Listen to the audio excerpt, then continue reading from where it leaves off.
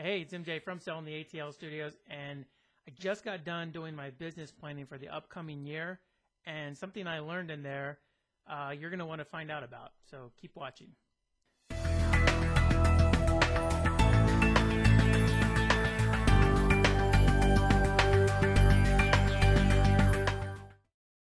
Okay, so like I said, every year about this time, I do my business planning for the upcoming year, and what that entails is going to the previous year and looking what I did, how many houses I've sold, how much value it was, commissions, and any trends that I noticed from the market.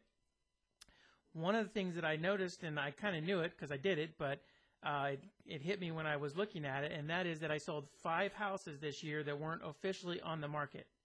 So what do I mean by that? Sometimes people will call me up because they saw my reviews, or they're calling about my listings or whatever, and they'll say, hey, I want to look at that house, and unfortunately it's under contract.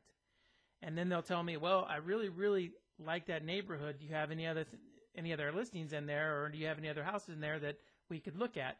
And sometimes I do, but when I don't, what I will do is either go around and knock on all the doors, or I'll send mailers to all the homeowners in the neighborhood and ask them if they're interested in selling their home.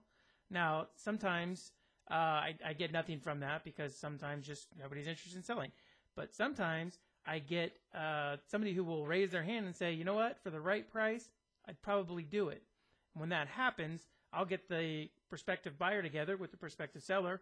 We'll let them look at the house, get them to closing, and we'll move on. My point of telling you this, and one of the things that I'm going to be focusing on next year is this exact situation. But if you see a neighborhood that you would like to move into, and you notice that there are no homes for sale, whether it's on the MLS or you've just driven through and there are no signs up, give me a call and let me know, because I might have somebody on my list who is in that neighborhood who is interested in selling if they can find somebody to buy for the right price and right terms.